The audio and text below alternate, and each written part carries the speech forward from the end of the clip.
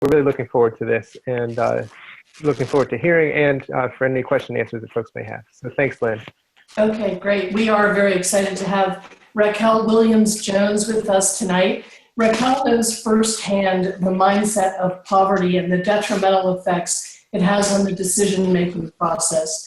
A survivor of the merciless welfare system, Raquel spent much of her life healing from the emotional scars her experience left. She quickly became an advocate for single moms, single mothers who had been enticed and ensnared into the bondage traps of welfare. And in the process, Raquel became a noted national expert on resident engagement, leadership development, and self-sufficiency, speaking and leading national conferences, keynotes, and trainings. Excuse me. Raquel holds a master's degree in public administration, a bachelor's degree in economics, politics, and law, as well as an associate's degree in criminal justice with an emphasis on juvenile delinquency.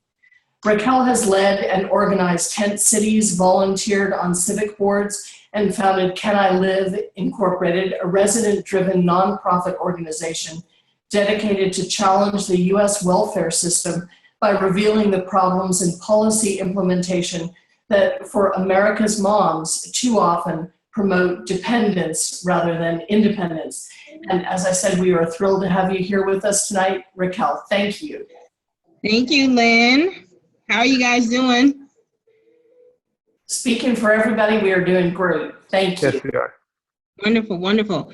Well, this is my first e-Rotary online presentation after normal business hours. So it feels real comfortable.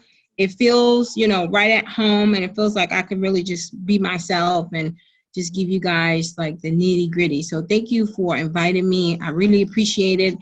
And my goal is to, if not inspire you to do something, is to definitely give you a different perspective on this, connotation of a welfare mom. So the title of the presentation, of course, is How to Move a Million Moms Off Welfare. And I think when you hear the words, a million moms off welfare, you think, that sounds great. And how would you go about doing something like that? So if anything, you're going to find out at the end of this presentation that it's really not that difficult. We have a 10-year goal to move a million moms in 10 years. And I'm going to show you how easy this initiative will actually be. But like any great initiative, everything starts with a story. And I wanted to at least share that story with you guys so that you could get better insight as to what motivated me, what continues to motivate me, and how the whole 1 Million Moms of Welfare even began.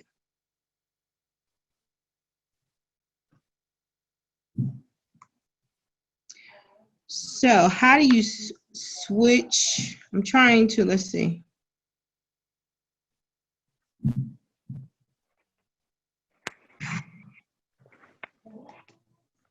Okay. So here I was about 17 years ago. I worked in a juvenile facility. There I saw, the typical African-American single family, no relationship with their father, the typical youth that you still kind of see today, this disproportionate minority contact as it pertains to African-Americans versus others. And I really felt compelled to help solve this problem. I didn't know what the problem was, so I immediately engaged into an associate's degree at a local community college for criminal justice. Why? Because this particular ward I was on, I was over about 160 youth, and all of them had these same common denominators, such as being from single parent homes, not having a relationship with their father, African American. They all were high school dropout, poor performers in school.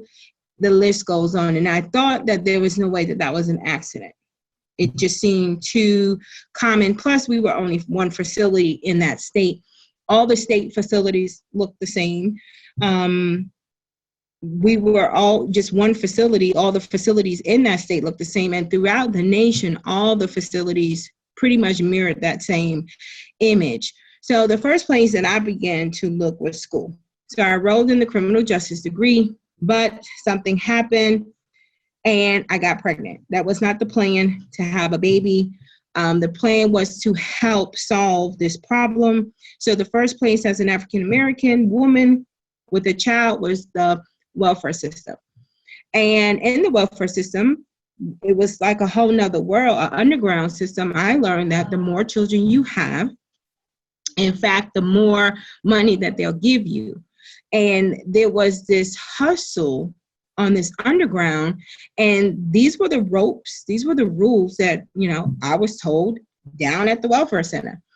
And I thought, okay, well, I don't know if that's the plan. That's not my plan. My plan is to help solve these kids' problems. So I'm in school, I'm learning so much. And I'm like, okay, this is great. I have to go and share. 1 year later, I got pregnant again.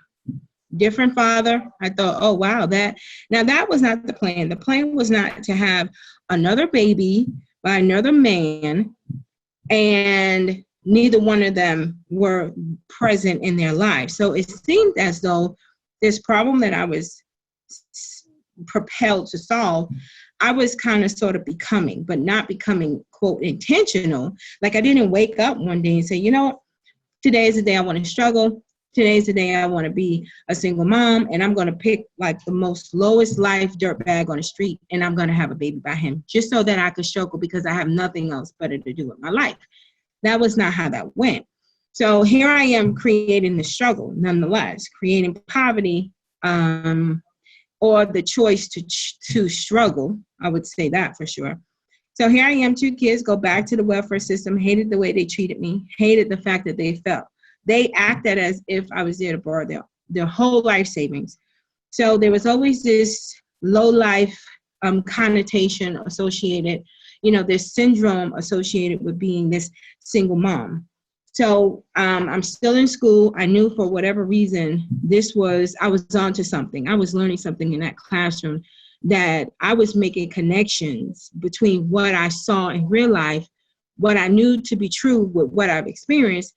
And then overall, you know, these questions that I was asking, you know, they were coming and being answered on the levels in which I was. So at that criminal justice level, I remember asking questions, and they would say, well, you know, that's policy, or that's politics, or that's the way it is. So I knew that my journey would be long, but I didn't know how long. So lo and behold, before I could get to the hospital for my year checkup, I'm pregnant again. So at this point, you can imagine I am everything: depressed, frustrated. I blamed the devil. I think I blamed the white man more than once. You know, it was everybody but me. And I remember, you know, even going to see a pastor because there was some adversary that was really trying to wreak havoc in my life. And I didn't realize that it was me until the sobering thought that a pastor said. I said, you know, the devil is busy. And, you know, and this daggone white man is out of control, I remember saying. And he said, no, it's not the devil and it's not the white man, it's you. And I thought, okay, if it's me, then, you know, sobering, I had to take some responsibility, and, you know, I had to be accountable, which was something that I was definitely not taught. If there was anything that I was taught by my mom, it was being responsible. Hence, we have the children and chose not to do anything, you know, outside of, but having them, because I felt like I was responsible in bringing them here. So here I am in my criminal justice degree. It took me 5 years to complete a 2-year degree. But nonetheless, I was determined. I completed the degree, and I knew that I had to continue. So my decision was to go to school, get my bachelor's in politics, economics, and law. And right before I was going to register for school, I got pregnant again. And I thought, oh my gosh, this is just, it's too much. I can't do it. I don't want to do this. Like, when is this going to stop? So of course, needless to say, you kind of, you know, you get your tubes tied and you do everything that you need to do. But the reality was, I had created a situation, and I had been creating a situation of dependency. And as long as I was willing to be dependent, I had every resource that a mom could ever need or want for her child, specifically a single mom, which did not have a father in the home. I had access to free healthcare through Medicaid. I had access to food stamps. I had access to childcare. I had access to housing. I had access to utilities. So there was nothing that I was lacking except this drive and motivation to do something more with my life outside of just receiving these handouts. So I'm still in school and I'm like, okay, I didn't plan to become the thing that I was sent to remedy and solve. So here I am pursuing independence. And one of the things I realized is that there was definitely someone that was bidding for me being dependent. Because every time I tried to move forward, there was definitely something always holding me back. Whenever I would move 4 steps forward, there was always something pushing me back into this hole. And I felt myself just continuously digging myself into a greater hole when all I wanted to do was work. All I wanted to do was be free of the dependency of government subsidies.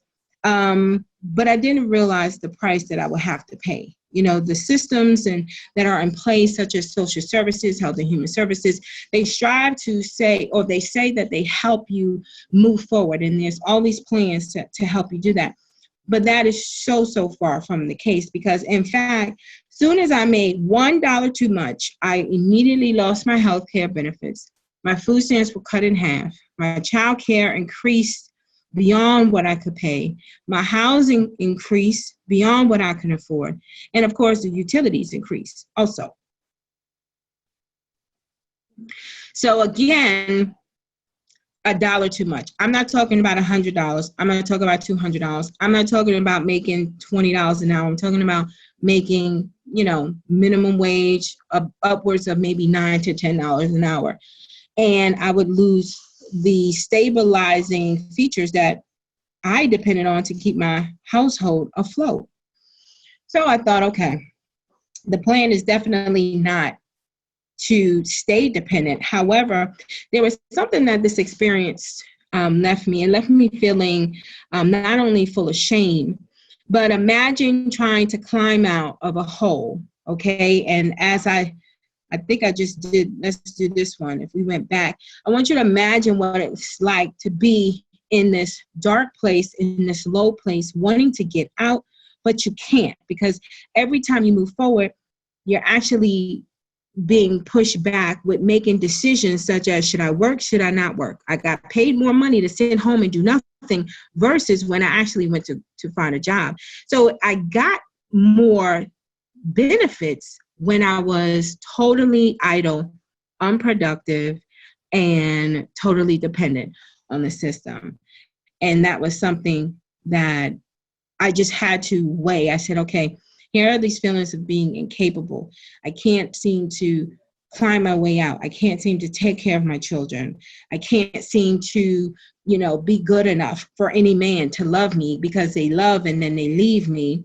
I'm not good enough to, get anything right and fix anything at all. I'm not, I just can't cut it. I'm not good enough. I don't have enough to offer, whether it's, I'm not pretty enough, I'm not wealthy enough, I'm not powerful enough, I'm not articulate enough, I'm not valuable enough. No matter what it was, this experience left me and other moms feeling very shameful and worthless. And you got to know what comes with that type of self-sabotaging behavior. You start to have unhealthy habits, whether it's overeating, whether it's being promiscuous, whether it's drug and alcohol addiction, to take your mind away from the reality. You do whatever you have to do to escape in that hour. And that is exactly what I did. But there was a day when all of that changed. There was a day when I started to look at my life and I said, I work 40 hours a day. I come up short. I'm working 2 jobs. I'm still broke. I'm going to school. No one cares. I'm speaking up for myself. No one listens. The fathers of my children want nothing to do with me or my children. And I continued just to try to fast forward, and all I could see was just this dark place. And it was looking at my 4 sons. Here's pictures of my 4 sons. The first one here is Messiah. He's my oldest. And then I have Nazareth there, a little cookie monster. Then I have Jordan. And then I have Genesis. And the thought of not being able to take care of them, the thought of not being able to adequately provide for them an opportunity outside of what I was receiving, it was more than heartbreaking. And so this was around the time when Andrea Yates, I know you guys remember her, because she had drowned her 5 children in the tub. And around that time, I remember I literally heard a voice. I thought about my life. I heard this voice that said, drown them. And I thought, okay, who will I drown first? Who will give me the least resistance? So I began to run the water. And as I began to look for the children, no one was there to be found. And then one of them ran past me so fast, laughing uncontrollably, eating a cookie. And it was something so innocent in his laughter, so free in his laughter. He had no idea what his mom was thinking about doing. And I knew that if I drowned my children, I would have to kill myself, because I just knew that I could not live with that. And I remember just like that, I literally felt my brain rattle in my head, because I was literally about to have a nervous breakdown. And I remember I fell to my knees and I prayed for one thing. I didn't ask for a house. I didn't ask for a car. I didn't ask for money. I didn't want a husband. I didn't want a job. I just needed my mind. I needed peace of mind. And I asked God, I said, if you get me out of this in my right mind, I said, I promise I'll come back and I'll help the others. I said, and just like that, I literally got up from that place. And I remember turning the TV off. I remember folding clothes and fixing bottles. And I started to create these systems, like almost instantaneous, that will help me manage having 4 children, being in school, going to work. I created a life management plan. And I said, okay, I was able to go to school. I was able to get my bachelor's degree in politics, economics, and law. I remember getting my master's degree in public administration. I got a master's in education technology, and then worked to study my PhD in public policy. So I did what any other sane mom to do, because at that point they gave me an ultimatum and they said, well, we're not going to pay for you to become an attorney, but we will pay for you to become a CNA. And I thought, I don't want to do CNA. I'm not called to do CNA. That's not what I'm gifted for. And so I let the welfare system go and I pursue education, because I knew that that would be my only way. And that result has given me liberty, true liberty, to be free, to be able to make my own decisions and seek the purpose of God for my life. No one else's, but my life. So that one prayer, that one desire, that one result, all ended up with one goal. 15, 16 years later, here we are with one fantastic goal, and that is to move 1 million moms off welfare in 10 years. And what we say is we don't reinvent the wheel. We're not reinventing the wheel. There are millions of programs. In fact, we spend $1 trillion every single year to fight poverty, and we fail. There are over 75 welfare programs in the United States, and we fail. So I thought, the one thing I knew and found out through my experiences, that in a state agencies don't talk to each other. So imagine across states, there's no communication. There's many great programs, federal programs, that just would need the connections of other resources within that one state. So we have a 10-point exit strategy, and that's exactly what the 1 million moms off welfare is. It is a 10-point exit strategy where we latch on, and we like to say we're the biggest coordination efforts ever to exist. But what we do is we take education, you have partnerships, you have programs, you have technology, fund development, from social media to media, resident engagement, incentives. We want to incentivize the road to self-sufficiency, advocacy, and policy research. We took these 10 most important core items, And we built a strategy around it. And we found that there was one place within the United States that we could function and kind of hit every bird with one stone. There is what we like to call 3 M's that disproportionately affect welfare moms over other moms. It was their mindset, it was their men, and it was their money. It was understanding the power, it was understanding the psychology behind poverty, because poverty is a mindset. It was also understanding the power of partnerships with the men we mate, date, and create. And then it was also understanding as it pertained to money, that is proper planning and preparation that produces prosperity, nothing else. Well, yeah, proper planning and preparation. Something that most people like myself, were not given, whether it's through their generation, to their parents, just of that legacy was just not passed on. So we found that there is a place, and it's called public housing. And in this place, this is our target market. Why? Public housing is home to 3.2 plus million moms. Most of them are women. 50% of that is African American women, and they touch every welfare system. Public housing is a place you don't even have to work to live to get subsidies. It is a HUD subsidized entity, and there really are no requirements. You don't even have to work to keep it. As long as you abide by the lease, you can stay there forever, literally.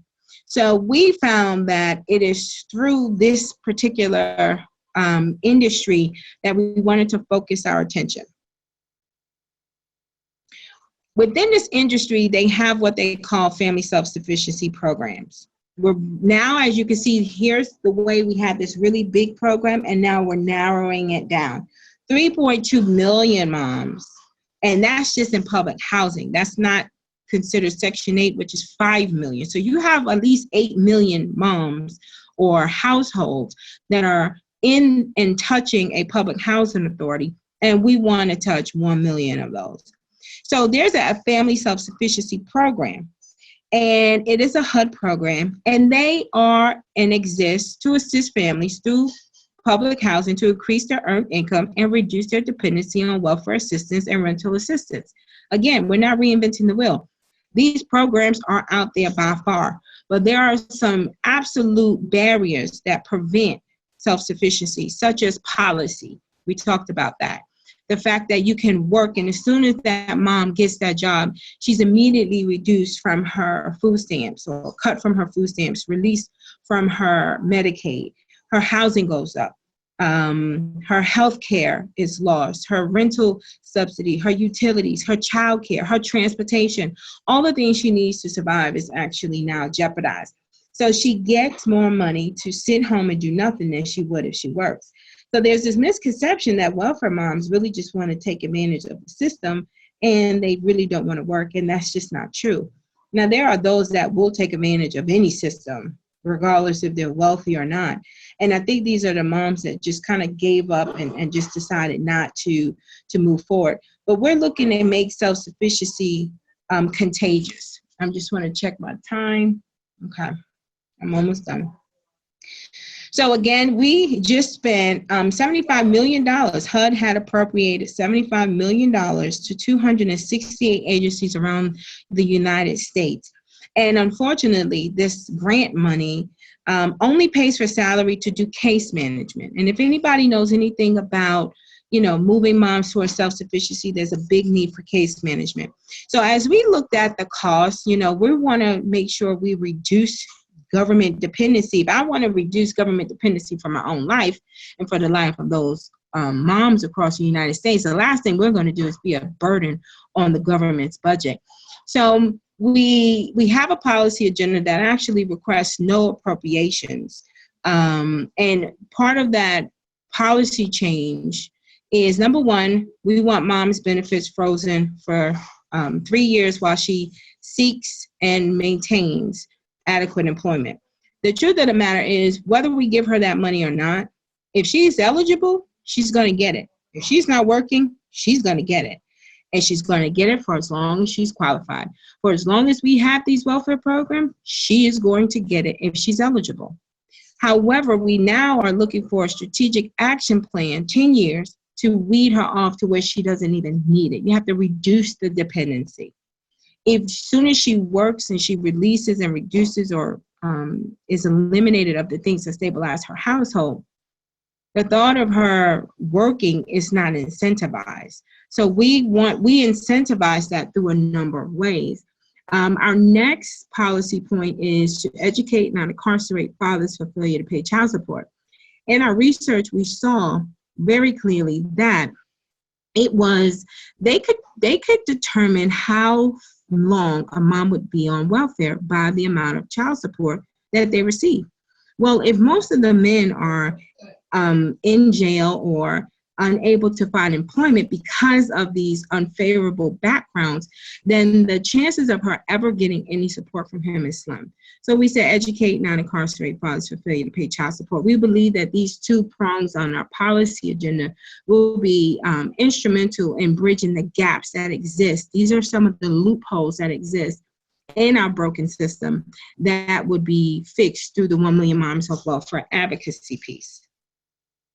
So here's just a snapshot of what last year, like I said, home to over 3.2 million, over 71,000 households participated in the FSS program. And unfortunately, out of the 71,000, only 4,245 successfully completed the program. So that is a huge, I think that's not even 6%. So we're spending $75 million every year for a 6% success rate. That is absolutely ludicrous. And of the 4,200 successful completions of graduates, only 1,500 actually exited public housing. So everybody else stayed. And when I say exited public housing, they either went on to market rate rental or they purchased their own homes. Of the 4,200 that successfully completed, almost 500 people or moms purchased a home. And so I thought, okay, 499 actually went towards home ownership. That's what the program is designed to do. But then I want you to take a look here. When I did the math, with farmer welfare moms, 499 of them purchasing homes. If every home we just said on average was $150,000, moms would have generated almost $75 million in our local economy. Whether it's, when you purchase homes, there's insurances, there's, bank fees, lawyers, clerks. There's all kind of people that were generated or industries that were generated through just 499 of these moms purchasing homes. So imagine if we were to be able to increase those numbers. Imagine if we were able to increase the 71,000 households that actively participated and increase the success rate for graduation. That is where we focus our work. Why? Because we don't have the budget to do case management. Why? When someone is already getting paid to do it. We come up and we take our strategy and we upfit and upgrade their FSS programs. We infuse our 10-point exit strategy. We infuse our advocacy plan, and we make this thing happen. Now, we just launched last year, August was our launch. And here in North Carolina, I think it's important to know, but some of us are not even in North Carolina on the phone. But in North Carolina, welfare spending and state and local levels combined is about $3.7 billion. This includes TANF, WIC, public housing, Section 8, food stamps, and childcare, the programs in which we are measuring. And in 2013, North Carolina paid an average, almost a salary of $28,000 in total welfare benefits per recipient. So here we are engaged right now in the North Carolina pilot. And in that North Carolina pilot, we're focused on Wake County. We have 2 public housing authorities in Wake County. One is Raleigh Public Housing Authority. one is Wake County Public Housing Authority. Unfortunately, the Raleigh Public Housing Authority does not participate in any family self-sufficiency program, any homeownership program. So moms are literally just stuck there. They get the subsidy, they receive it, but they cannot move forward. Here in Wake County, there's only 50 moms in the FSS program. So our goal is to work with those 50 moms during our pilot. Although Wake County is home to more than 15,000 moms receiving the subsidy, there's only 50 moms that are actually moving forward, engaged in a family self-sufficiency plan in Wake County, North Carolina. So here's our impact nationally. Based on our feasibility study we did, we know that when we move 1 million moms off of welfare, there will be about 8.2 billion in welfare reform savings. There is about 19.2 billion in federal tax revenue when moms are working, and about 16.5 billion in local economy enhancements. And what I want you to think about when you think of this big number, 1 million, there are over 3,000 housing authorities in the United States. Our goal is to reach 2,000 housing authorities in partnership with the 1 million moms of welfare. And if you break down, I have my calculator, I didn't do the slide, but if you were to break down $1 million, 1 million, and you divide it by 2,000 agencies, you get 500, let's see if you can see that. That's a 5, not a 2. That's 500 moms per agency over a decade. If you were to divide that by 10 years, each agency will commit to 50 moms. Now that's doable. If we were to be able to get 2,000 agencies in the United States to commit to moving 50 moms every year off the welfare system by using our strategy, hence in 10 years, you would have achieved the $1 million number. Now, when I told you that on one hand, 1 million sounds really, really big, but compared to the 45 million women and children living in poverty in the United States, it is a very, very small number. It's not even 1%. And I guess maybe politicians don't want to put their name behind a small little fraction of 1%, but I definitely say at least you start there. Despise not that there are small beginnings, because we will be our goal is to, of course, spur economic growth, increase tax budgets for states and local economy, increase small businesses. And we just believe that this strategy is the mission strategy to fighting poverty. So that concludes my PowerPoint. You have my email, you have my phone number there. I'm willing to answer any questions you have in reference to our strategy, how we plan to do it, when, just with some results right now. So we've just located our pilot entity. It's just been really difficult, believe it or not.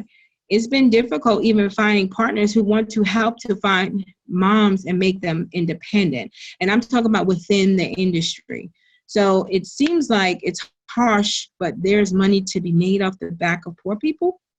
And I'm just hoping that with the help of people like the Rotary Club and United Way and the Dental Association and all of our partners, that we'll be able to change the perception and see that we all win when everybody has a fair and just chance to do their best in society.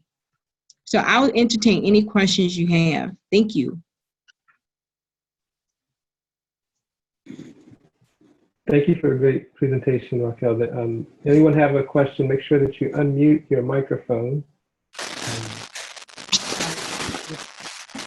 Can you hear me, Raquel? This is Rich Jaworski. Can you hear me? I think someone is talking.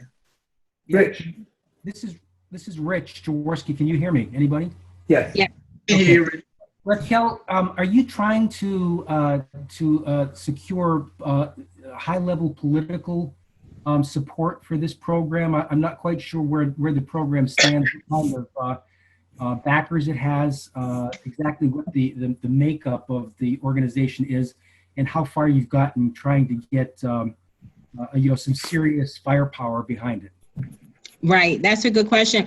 So that's a good question to know what type of organization we are. So Can I Live is the nation's only tenant-led. So everyone on our board are residents from public housing. So it's like moms who have actually lived or currently live in the public housing or welfare system are now, or have exited, are now helping moms move out on their own.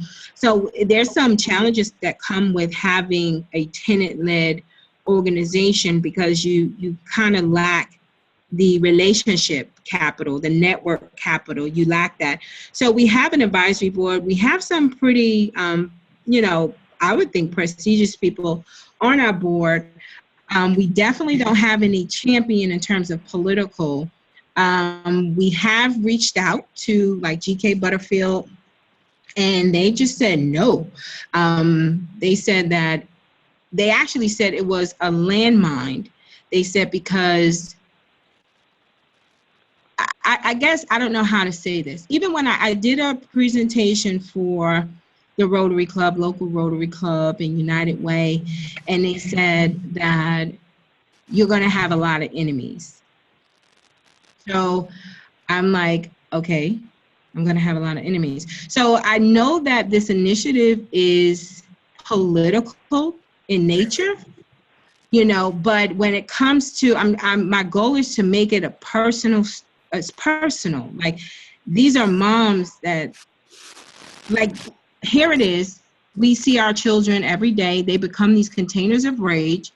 Our children are in school acting just totally crazy. And I think that this is like the hitch pin. If we can fix this issue, we could probably fix the other things that's happening, like a domino effect. But how many industries heavily rely on these populations being where they are, from mental health to prison to, so I'm still looking for some strategic partners to help with messaging. I think messaging is everything. If you can get the message right where it's not, what's the word? I guess where it doesn't scare people. I don't know if that, Raquel? Okay, Yes. thank you. Yeah, this is Gene Perry. From my personal experience, this is such a heavily political issue. And for the most part, it's a lose-lose for a lot of the politicians out there because it's more of a democratic gotcha. So you don't necessarily get Republicans jumping on the bandwagon. And I think the Democrats understand from one standpoint that they'll probably lose this because they don't have the political capital to balance out the scale, so to speak. Gene, but to be honest, I've been ridiculed for probably being more conservative and having more white supporters and that's mostly who our supporters are, more Republicans, more conservatives. And I've been told by the Democratic Party that I needed to get rid of the word welfare because it's a word that they don't resonate with. And that's pretty much what I'm saying. Yes, okay, I would agree with that. But I'm like, that was our life, and there's a shame. I don't care what nobody says. There is a shame associated with handouts. I mean, that's just who we are mostly as Americans, and it's a very real story. And the moms have no qualms about it. They're like, okay, we did many surveys, and the two top prevalent issues that moms said they wish they had to move forward was the motivation and the support. And you got to know that when you continue being pushed back, somebody just be your cheerleader to say, hey, I understand, I was there, and here's some things that I did, and I support you. So the moms are just out here struggling. The children get it the worst because they don't get the father. They get a mom that's totally out of, she's not even participating. Most of the time she's really there, but she's not there. So it's a big conversation that we need to have. When you have a political official tell because it's dangerous I just kind of, I ponder for a while it's really, I'm open to receiving some marketing advice, consultancy, to whereas you can push this without it being so threatening. Rochelle, this is William Twitty in Ohio. Have you tried to reach out with the syndicated author Tavis Smiley? And I ask that because he put out an initiative to eradicate poverty. And as difficult as that sounds to eradicate poverty, he does have some strong points in terms of some talking points that are trying to get that done. So I thought with the program that you presented tonight, there might be some synergies there that you can take advantage of what he's doing so you won't be reinventing the wheel. That's just kind of my suggestion. And I think that is great. We've tried Steve Harvey, Tavis Smiley, Cornel West, Roland Martin, what's his name? Ed Gordon. I have tried to make contact with all of the intellectuals, but either I just don't have the right capital, I don't have the right relationship to be able to make that happen. We've actually you're in Ohio. We currently sent some information to Lucas Metropolitan Housing Authority in Toledo. So they are very supportive. We have a lot of agencies that's really, really supportive, but in some respect, their hands are kind of tied because on one hand, they don't have the funding. And then you're looking at HUD, who gives $75 million for 6%, and they'll continue to give it. And then we're coming in and saying that we can enhance it. I don't know what that will do to their program. So, what does that do to their program? And I just find out that when you're, quote, when you have this perception of being poor and your voice is not as heard. Hi, Raquel. This is Rhonda, and I can really appreciate your program and what you're trying to do. One idea or one area I don't know if you've tried is the churches. Usually when you're dealing with political issues, right, a lot of people don't want to get their hands so-called dirty, but the church is the one, particularly when you're dealing with poverty and children and mothers, that will come alongside, and not just one denomination or not just one or two churches, but reaching out to the churches in the communities that you're trying to serve. That's just a thought. Yeah, the churches, we've reached out to the local church. I've met with a couple of local pastors here, and I guess my ideas, I was told that my ideas sound, really great, but I guess it's still, no one wants to be the first one at the gate to say they support. Well, sometimes, and I don't know if you've already done this, but sometimes what I have found in the past is that they don't have the resources, kind of like you said, you're looking for marketing, you're looking for all of these. They don't know how to make this work. They would support it if you say, okay, this is your role and this is what you do. And you give them, I don't know if your model is to ask them to support by doing or asking them to support. You know what I'm saying? If you kind of, carve a piece out specific for them. Yes. And it's easy for them to buy in. Yes. It's something realistic that they can do. It would probably be. They would accept it more and actually be able to, because you just don't know, but they know it's a problem. They know there's something that's needed. They hear your program, it sounds great, but now how can I make an impact in this? And so if you're looking for them to figure that out, then there's no movement there. But if you're able to give that to them and say, this is how you can affect change by doing X, Y, Z. Oh, we can do that. We got brother so-and-so or sister, then the wheels start churning and now they can join what you're doing. But I just have a brief story, and I know that I can resonate with this myself. I had my oldest daughter out of high school, And, you know, when you say the shame thing was all over the situation I was in, I moved out of the city that I was in to another city to do this thing on my own. And I had to, you know, get the WIC and all of that. And the crazy thing for me was I didn't know what I was doing. You know, I filled out the paperwork and did it just because I didn't have anything to work with at the time. And as it turned out, the day I got a job, I called in because that's what they told me to do, and everything was cut off, as you said. And I remember that day as being the day of the, what do you say, epiphany or? Yeah. Infamy. It was like, okay, I have nothing to lose, but somehow I'm going to figure this out. And that's, like you said, the motivation. I seen other people in the system, because I was in it for just a second, but when I was there, it was the most depressing, hardest thing to figure out how you're going to get out of this. But once I got that job and they cut me off, I'm like, okay, I can't get back in, so I have no way else to go but up. But I understand why some people choose, you know, to make it by staying in it. And as you said, it is political. I truly believe that.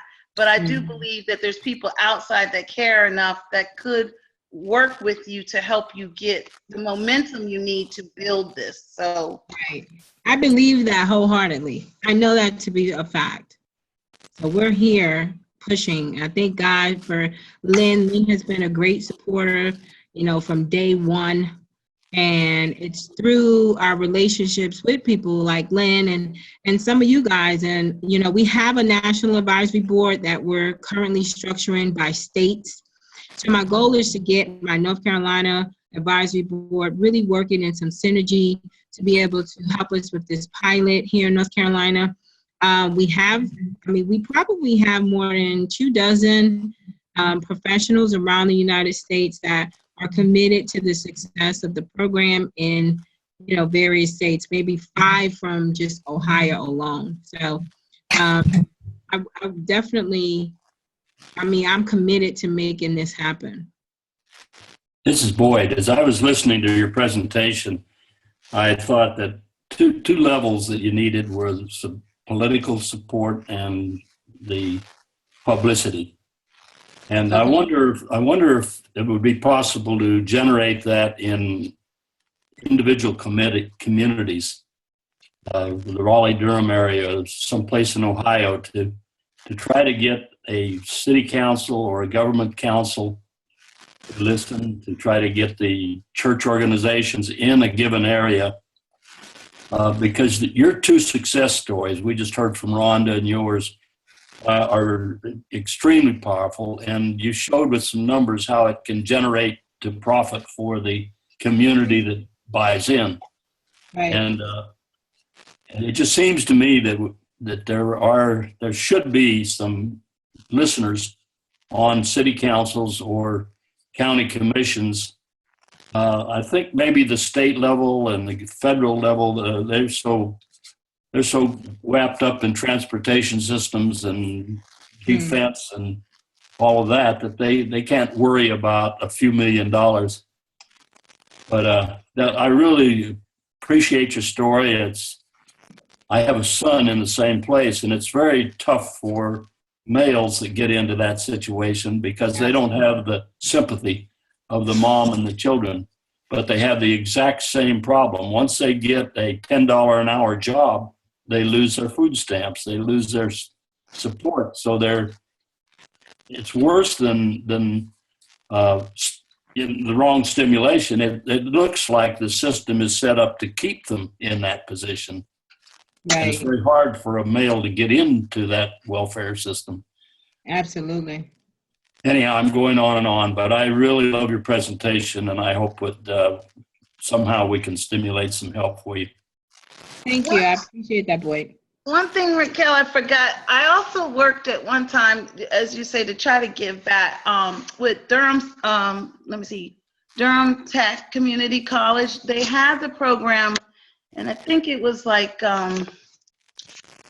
Because the welfare, I thought you couldn't get, like, people would have lots of children each time they get a bigger check or something. And then they got this point where you had to get a job. And as long as you worked, you know, you were getting aid of some kind. I thought that was Clinton's initiative at some point. But there was a program where they had to get, you know, not just the education, but they had to get the professional skills. I forgot the name of the program, but I actually worked on teaching, you know, Microsoft Office, professional skills, and how to, you know, interviewing and how to dress for success. And I had to sign off each, so they had to come. And if they didn't come, they didn't get their check. But I would sign off to say that they completed this unit or this portion of it. And it was, I thought it was a very helpful program in that it was trying to get people off the system. And I'll have to dig to remember what the name of it was, but it's similar to what you're trying to do. And I'm wondering if things like the education system, churches, you know, things that aren't tied all the way into the political things, you know, that some of that may be some of the momentum. Now, the political party will come back once they see it's flourishing and others are joining. But maybe to start off, you know, the education and the community at large could. We've been able to get some support from Ayama Van Zandt, if you guys know her. Yep. She welfare mom. We were able to reach Whoopi Goldberg's team, but then I think her brother died and she was dealing with a lot. So, you know, there are some people who know about it, but it has to be packaged the right way. The messaging has to be done in a very concise way. We have what they call a communications plan based on who we communicate. There's our key docs, key messages docs. But I think with the resources, so we're in our, we're actually restructuring right now just to be able to have the capacity to drive this thing, scale this thing to a national level. So I know for sure wherever we go, it's the wow factor. Everybody wants to be a part of it. They're just not really knowing how and where they fit. And that's where we need some assistance. So Raquel, this is Kevin, and you know, I'm happy to do whatever I can to meet if you're free this week or next week and to talk about it, because I feel like you actually are right there. Like, you know exactly what the issues are. You because you've kept pushing, you know, and you're responding to the feedback. It's just that you do need that support. And there are a couple of things that I'll just toss out as far as messaging that when I went on your website before you spoke tonight, it reminded me of, and I'm coming to a close, everyone. I'm going to close up in a second. But it reminded me of when W. Edwards Deming went to Japan after World War II. And, you know, they'd just been, you know, bombed, you know, Hiroshima, Nagasaki. You know, people, they couldn't even count the people. But they listened. And they put together, you know, industry based on what he taught them. But when he came to America, they wanted to pick and choose parts of his plan. They didn't want to put it all together, you know, and apply that whole thing. And I feel like you have 10 points. I obviously haven't had time to vet it to make sure that the recipe is going to be perfect. But it's kind of like if you try to take the flour out of a recipe, I mean, it's not going to be the same cake. If you take the sugar out, it's not going to be. Right. I feel like that's the strategy that happens in politics. Is they want to, you know, each side might emphasize one thing or another because there is a benefit to having an underclass, and there's a benefit to having a visible underclass that people can, you know, demonize. You know what I mean? So, you know, I feel like the metaphor of a recipe is something that comes across as, you know, all 10 of these are necessary, and you can't kind of take them apart. And so another, you know, metaphor is like a runway. You know, so I feel like when you are saying, you know, we need 3 years. You know, you can't expect someone to take off from zero or from a runway 10 feet long. You know, that if that happens on a naval ship for something that's been engineered for that purpose. Very carefully. These are not engineered situations. These are people trying to get their lives back together. We need to make sure they have that runway. So I think that, this doesn't have to be the messaging, but I think that you're going to be able to find, more very concise metaphors, different ways of hitting people, you probably had all sorts of opposition and all sorts of people telling you why this won't work, whatever. It's kind of like, so it's not like you're ignorant of those things. You're very knowledgeable. Right. And it's, if we can kind of list those issues and kind of get the right responses. And then, so I feel like that's all you need is continuing to grow your support, the right support, you know what I mean? But you're definitely doing the right thing and you know what your issues are and you're dealing with them. So I'm happy to, I'll put my information in the content in the chat room, to talk, to meet, and to figure out what I can do to help. But I'm really excited about everything you're doing. It is tough because every phrase you use, kind of like Gene was saying, is a bomb for the other side. You know what I mean? Like if you say welfare, if you say entitlements, if you say this, if you say that, somebody use that. Everything you say can and will be used against you, basically. And so, even though you're doing right, people don't really want to deal with these issues by and large. There are people who want to see them gone, but they don't want to get their hands dirty. You know what I mean? So I'm sorry that so many of us have not responded the way that we should, but I think that if you keep pressing, you will get that momentum. So I see the rotary four-way test up there. Is that you, Jan, that put that up? Yes. Would you like to choose someone to close us out? Is it Gene? I can do it. Is that all right? Yes, sir. Go for it. The rotary four-way test. Of all the things we think, say, or do, first, is it the truth? Second, is it fair to all concerned? Third, will it build goodwill and better friendships? And fourth, will it be beneficial to all concerned? Raquel, that's fantastic. Thank you so much. And let's see what we can do to support and get you to the next phase. Thank you. Thanks, Raquel. Thank you all, and thank you, Raquel. Fantastic.